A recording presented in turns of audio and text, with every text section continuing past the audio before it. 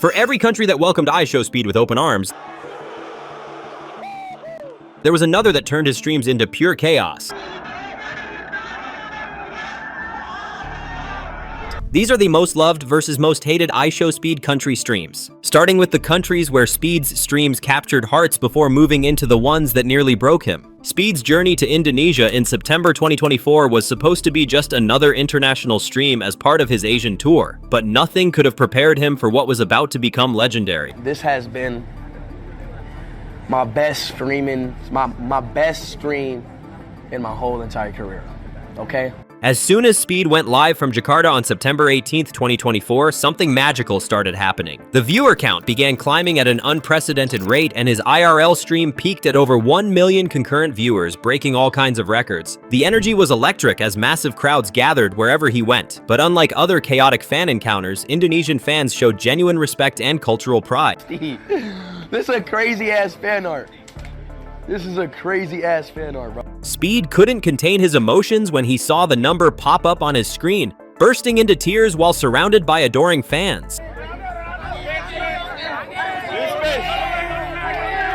His genuine excitement about trying local food, learning basic Indonesian phrases, and connecting with the culture created moments of pure streaming gold. His live broadcast from Indonesia was called the biggest hit of his Asia trip thus far.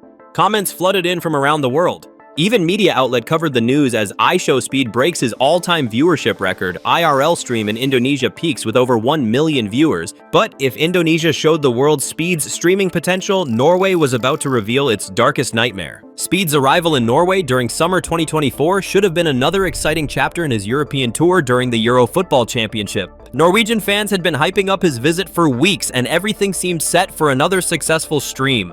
Let's go! Let's go! Come on. But what started as excited fan gatherings quickly spiraled into what Speed later called inhuman.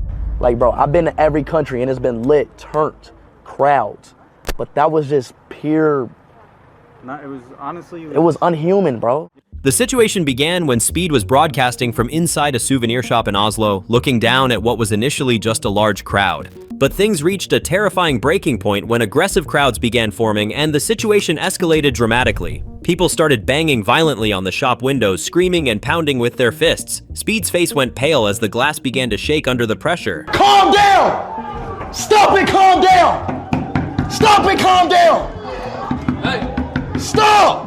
When he finally tried to leave, the crowd had grown even more hostile. As he was being carried to a car due to an ankle injury he sustained, fans mobbed him relentlessly. They pulled his hair out, threw water at him, and one fan even performed what Speed described as a WWE Rey Mysterio move, jumping off a car roof into the crowded area below. Speed later declared he would never return to Norway, a promise he's kept to this day, telling viewers he was so affected by the incident that he couldn't even talk about it immediately afterward. I don't think I'll ever come here again, bro. I'm not even trolling. I love all my Norway fans, but bro, y'all generally just don't listen, bro. I don't think I've ever been to a country where they don't listen at all. The incident sent shockwaves through the streaming community and made international headlines. Multiple major outlets covered the story as streaming sensation iShowSpeed, attacked by fans in Norway, vows never to return. While Norway left him traumatized, the Netherlands gave him even more nightmares. The Netherlands' visit came right after his successful Portugal streams, and Dutch fans were eager to show him the same love. Amsterdam, with its rich culture and generally welcoming atmosphere toward tourists, should have been a peaceful cultural experience where Speed could explore canals, museums, and local food. The Netherlands revealed a different kind of fan chaos that was less violent than Norway, but equally disturbing in its complete disregard for personal boundary. No! They still in my shoe! They still in my no, get them slips! Dutch fans showed zero respect for personal space or basic safety protocols. They swarmed Speed's car in Amsterdam like a pack of wolves, surrounding the vehicle completely from every angle. You right? Stop knocking! Hey, hey, stop knocking on the door! The situation escalated beyond just crowding when someone actually managed to open his car trunk while he was inside, a massive security breach that could have been dangerous. Don't knock! Oh shit! Ah! Oh my god, wait! They open the... Oh shit! They open the trunk! What the... They open the fucking trunk! The claustrophobic feeling was overwhelming as Speed found himself essentially trapped in his own vehicle by people claiming to love him. What made it worse was the calculating nature of some fans who seemed more interested in getting viral content than actually respecting Speed as a person. The social media community was divided but mostly disappointed by the Dutch fans' behavior. Fortunately, South Korea was about to show the world how international fans should really treat their favorite creators. Speed's arrival in Seoul generated massive excitement among Korean fans who had been following his content with subtitles and Korean fan translations for months. The language barrier seemed like it might be a challenge, but Korean fans had already proven their dedication by creating elaborate fan art, translation projects, and social media campaigns to bring Speed to their country. iShowMe. Yeah, iShowSpeed. iShowMe? Yeah, Speed, iShowMe. can I take what that mean? Yeah. What does it mean? iShow. iShow what? iShow. Me Pro, yeah. Korean fans proved that respect and enthusiasm can coexist beautifully, setting the gold standard for international fan interaction.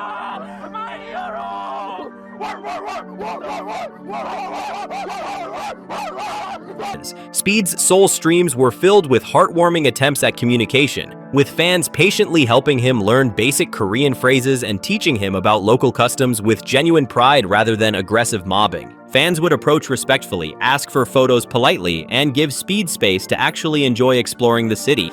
Street food vendors treated him like family, teaching him how to use chopsticks properly and laughing together over cultural differences. But the absolute highlight that sent the internet into a frenzy was when Speed met Korean-American superstar Jay Park.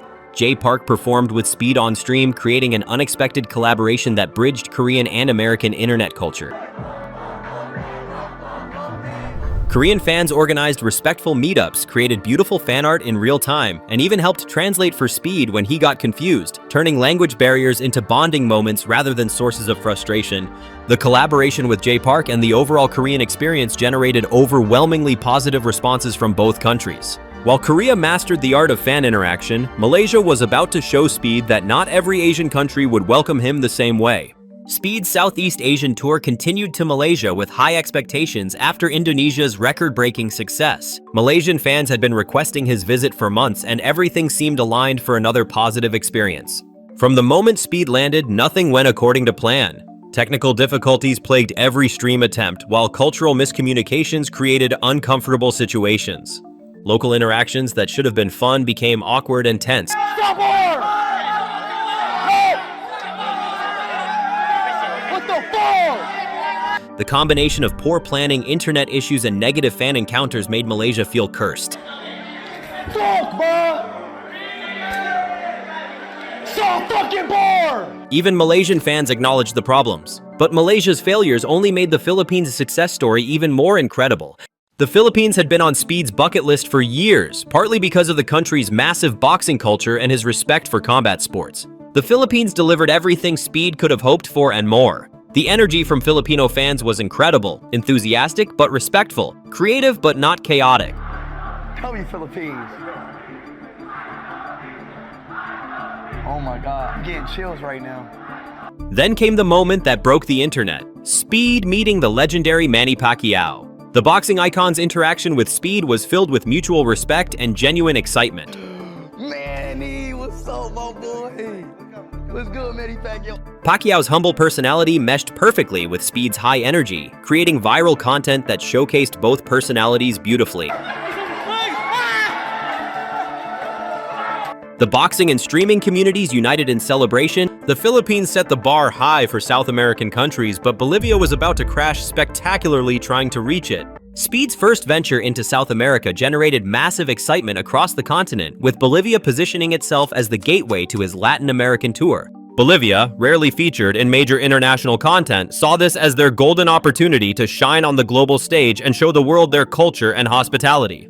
Bolivia's stream was cursed from the very first second, becoming a masterclass in how everything can go wrong simultaneously. As soon as Speed went live, he was immediately mobbed by a completely uncontrolled crowd with zero security or crowd management in place.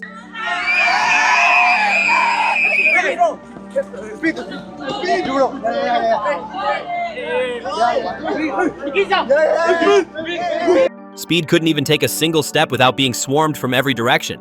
The connection kept dropping every few minutes, the stream quality was potato-level terrible with constant buffering, and Speed's audio kept cutting out completely. Wait, watch Marco, watch Marco! Viewers were frustrated as they could barely see or hear what was happening through the constant technical glitches. The combination of uncontrolled crowds and technical disasters created a perfect storm of streaming failure. Speed had no choice but to cut the stream short after barely an hour, disappointing millions of viewers who had been eagerly waiting for South American content. Even Bolivian fans acknowledged the complete disaster and felt embarrassed for their country.